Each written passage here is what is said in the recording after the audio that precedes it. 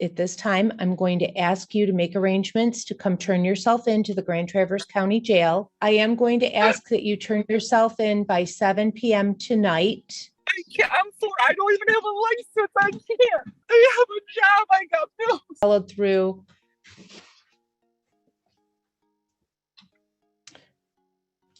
So, Mr. Graff, I see that you're on my docket, but I don't have any paperwork for you. And this guy walks into court like he's here to negotiate a gym contract, not answer for violating probation.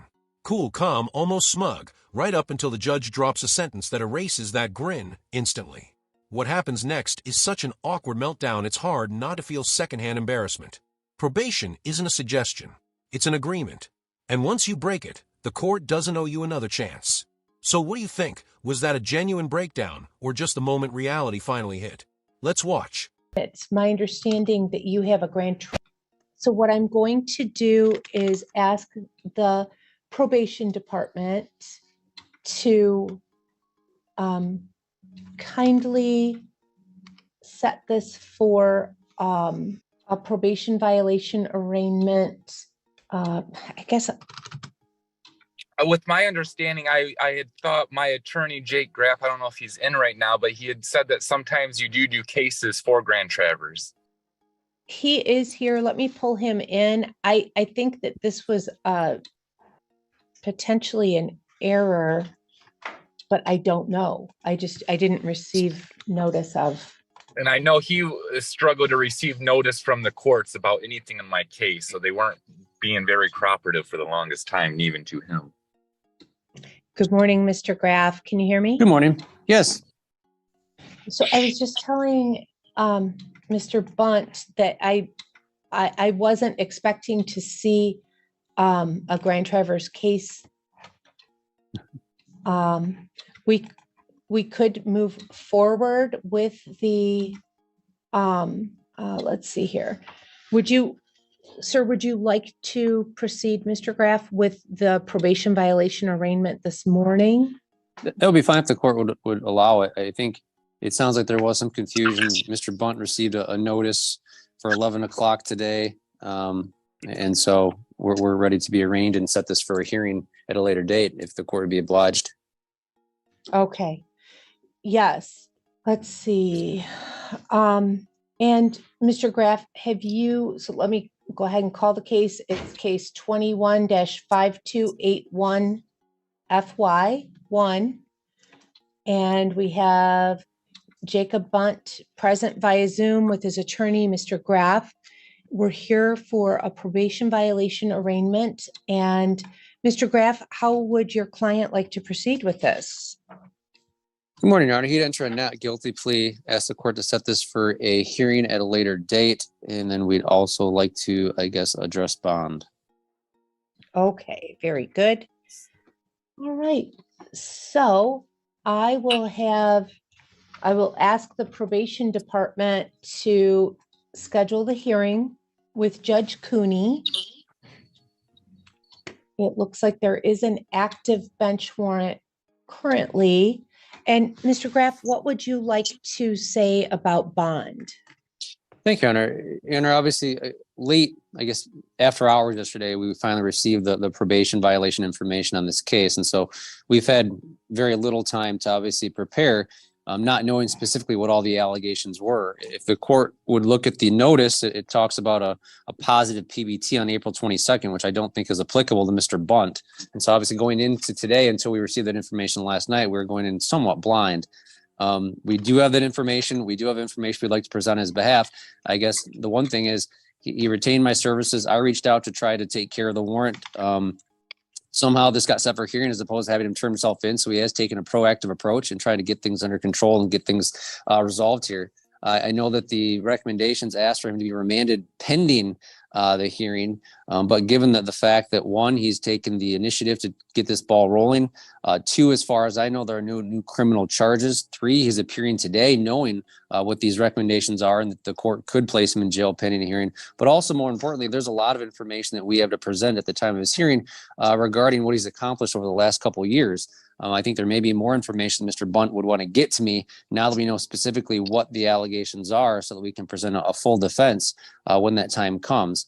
As far as I know, as the court will see from the notice, he resides in Lapeer. He's got a job he just enrolled in college. And there are a number of other things that obviously we'd be presenting on his behalf about the services that he has participated and completed. Lastly, I was informed this morning that Mr. Bunt has paid off all his fines and costs. And so this has not been, I guess, a complete failure as may be alleged on the information that's been presented to the court. I understand today is not the day for the hearing, but I certainly want the court to have a little bit better idea of how Mr. Bunt presents as in regards to obviously the information they may have had coming into this. And so for those reasons, Your Honor, I would ask the court to consider allowing him to remain out on bond. Obviously, he'll know that he'll have to travel to Traverse City for that hearing and appear in person for it. And it could result in more troubles for him if he doesn't. But I think the fact that he's taken the initiative to get this moving is a step in the right direction and speaks to obviously how much he wants to resolve this and will do so. Okay. Thank you, Mr. Graff. All right. So let me just verify your mailing address. The attorney came in sharp, clear, focused, no wasted motion, like he had a plan and a deadline. Meanwhile, the defendant's just standing there with that blank stare, like he accidentally logged into the wrong meeting and hopes nobody notices. Here's what people forget. Failing a breath test while on probation isn't small. It's a technical violation, and judges can lock you up on the spot without hesitation. That expression on his face, that's not confusion. That's the look of someone realizing hope isn't a legal strategy. Mr. Bunt? Yeah. All right. Thank you very much. And we will have the probation department schedule this for an in-person hearing that will take place at the courthouse in Grand Traverse County. This is an unusual case. This is a pretty serious, the underlying charges with this, and I'm not unsympathetic for what Mr. Graff is saying. It sounds like you've been actively working on sobriety and improving yourself, but I don't have any verification of any of that having taken place. I don't think it would have been outside the realm of your recovery to contact probation. You did. I know. Hold on just a minute. Mr. Bunt, it's not your turn to talk. Hold on, please. You've been just kind of hanging out there. No one has had any idea of what you're doing, what you have been doing, the things you've accomplished. And I guess I'm not understanding why you didn't simply reach out. We have tools and resources here. You had every opportunity for, it looks like, a couple of years to just try to reach out and catch up before it came to this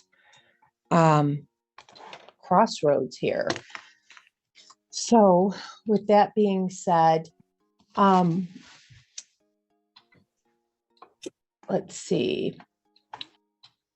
At some point, did you say you were going to turn yourself in? Yes, I was going to be turning myself in after my graduation. One of the things on probation was to get my GED, and I did accomplish that. Jake Graff has a photocopy of my diploma. I will be walking and getting a cap and gown. I am already enrolled in the MOT. I went through some mental health issues and am still actively getting help from CMH. I have a signed waiver of release information for the courts. I've been working. I know there is no proof of me showing my recovery, and I know it probably doesn't look good on you guys, but I did improve myself, and I take full responsibility for my wrongdoings in the past.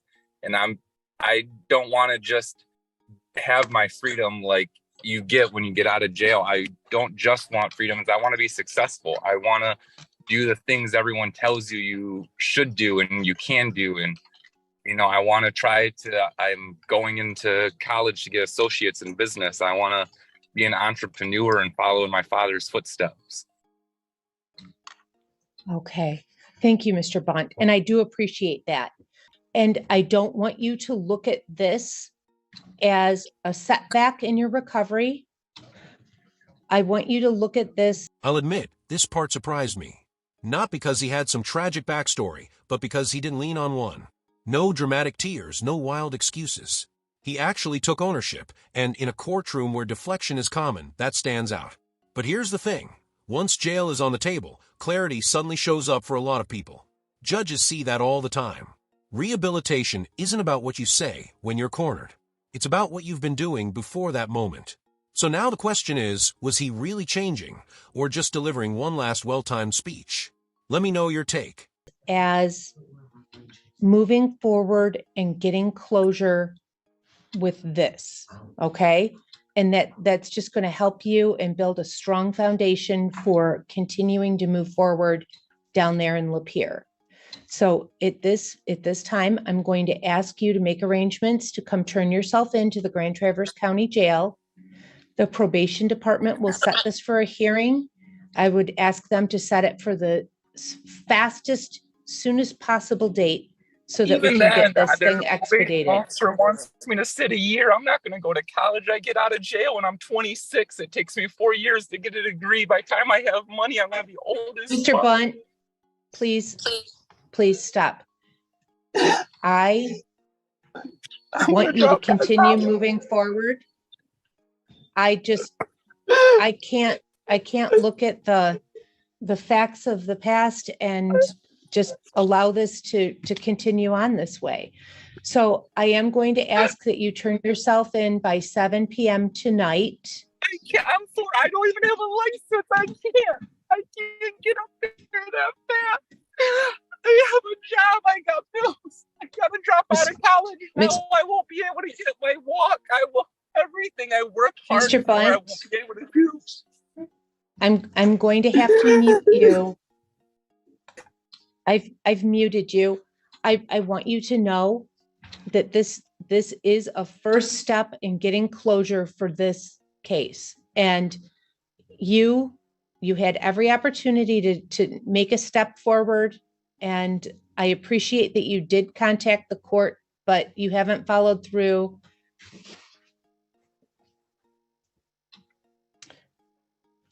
So, Mr. Graff, would you want a brief breakout room with your client? Sure, that'd be fine. I don't want to hold up the court's time. I can call him after court as well. Okay. I'm not sure if it would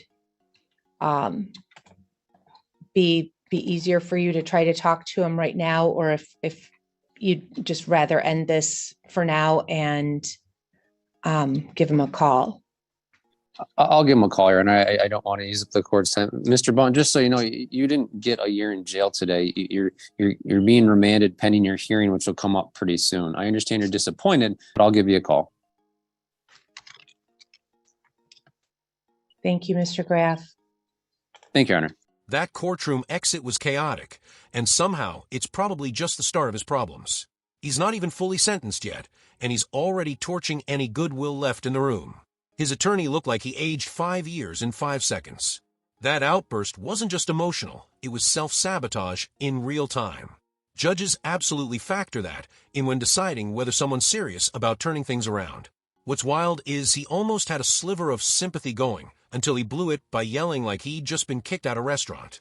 So what do you think? Was the judge too patient, or just letting him dig his own hole? Thanks for watching. If you like seeing real-time courtroom reality, hit subscribe.